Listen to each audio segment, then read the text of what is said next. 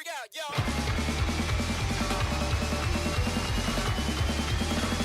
Wake the fuck up! God damn, you got so much hatred. God knows you don't need no proof. You stand in these so-called places. Can't think of no one but you. God damn, you got so much hatred. God knows you don't need no proof. You stand in these so-called places. Can't think of no one but you. Yo, I love skateboarding. Not because I'm good at it. I tried doing it, but I busted my ass so many times. I tried rollerblading and I almost cracked my skull. With scooters, I was actually pretty nice with it, but I always still love skateboarding. So just like the dudes with failed NBA dreams to spend their life savings on Tims and 2K, I love playing skateboarding and skateboarding adjacent games. So of course I love playing Sonic Riders, Kingdom Hearts with the various skateboard minigames, and of course the classic Skate and Tony Hawk Pro Skater, especially when it comes to skate. Specifically Skate 3 because my cousin made his own course that was just one really long ramp where the goal would be to catch the longest air and pull off max combo points just before visiting Tony Hawk after the race wars. I really enjoyed playing this game, which is why I was excited to play Tony Hawk Pro Skate 3+4. Now I understand that some of you have your gripes concerning the fact that some of the content was cut, but the creators and Tony Hawk himself already talked about this way before the game was released. So I just went into it hoping to replay the game I remembered, and so far it's pretty impressive. The controls took a while for me to get used to, but going to free skate and pulling off combos is still as satisfying as I remember. I mostly stay in free skate because I'm bad at the game.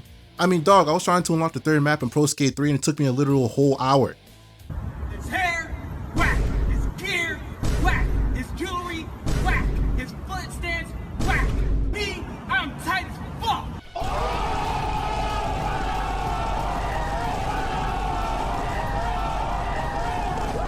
But man, just going off and chilling free skate is kind of therapeutic. Like when people say they go back and play Spider-Man just to web sling. I just love pulling off awesome combos when I can land them. Tony Hawk Pro Skater was created after Tony Hawk pulled his career-defining move, the 900 twist. After this, he later started delving into other business ventures. One in particular was a partnership with Activision to help make the Pro Skater series. And man, I really did love this series, and American Wasteland. Those games are just a really fun time, which is what I can say about Tony Hawk 3+4. Despite me not being as good as I was back in the day, these games are still as fun as I remember.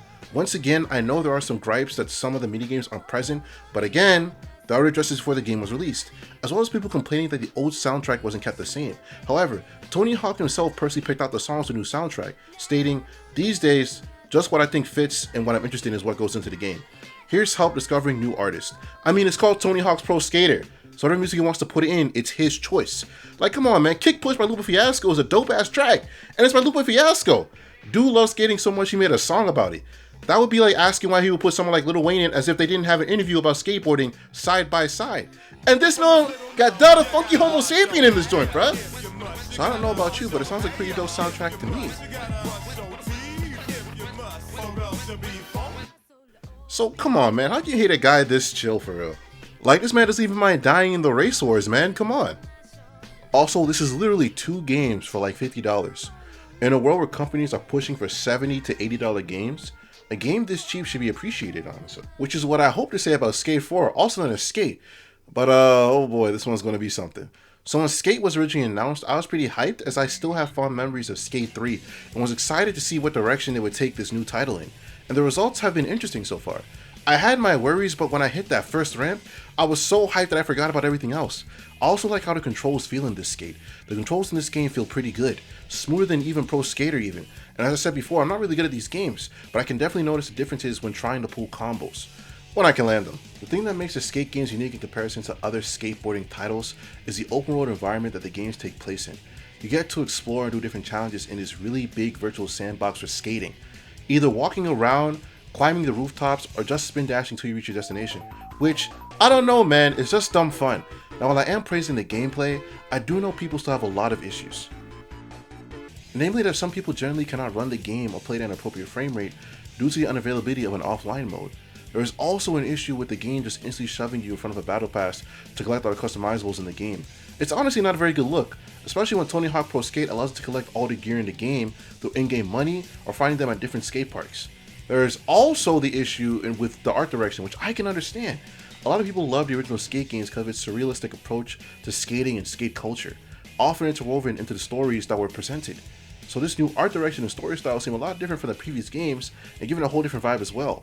Finally, the biggest issue is that the game is still very bare bones. For an early access game, it still feels like there isn't much content here.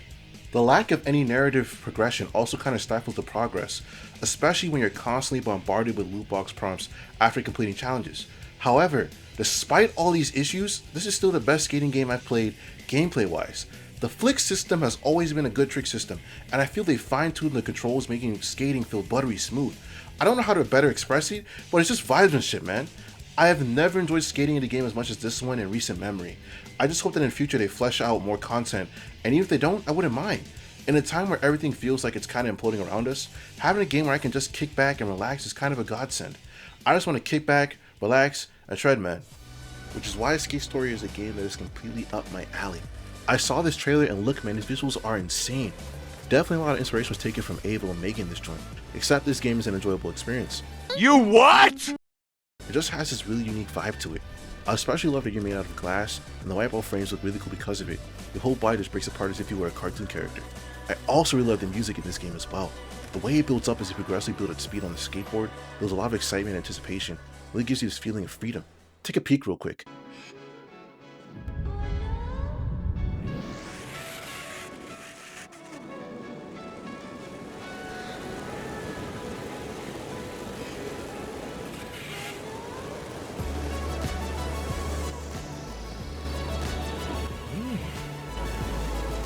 The music.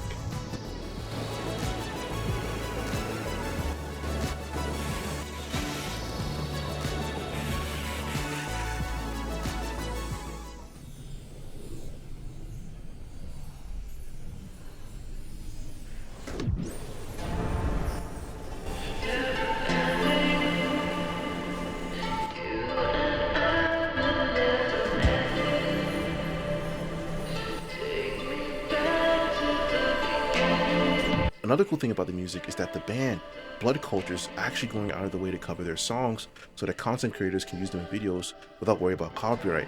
And if you create content, you know about that struggle against copyright, man. So you can enjoy grinding on rails, pulling ollies over fires, and pulling pop shovels on the moon to some great tunes. The game really makes it feel like you and this board of yours can reach any height imaginable. It's kind of interesting that this game started out from a minigame that the creator Sam Eng put another game he's working on called Sarvot. You can really feel the passion and creativity flowing in this game, especially in the way the creator talks about this game in his interview for winning the Chanel Next Prize.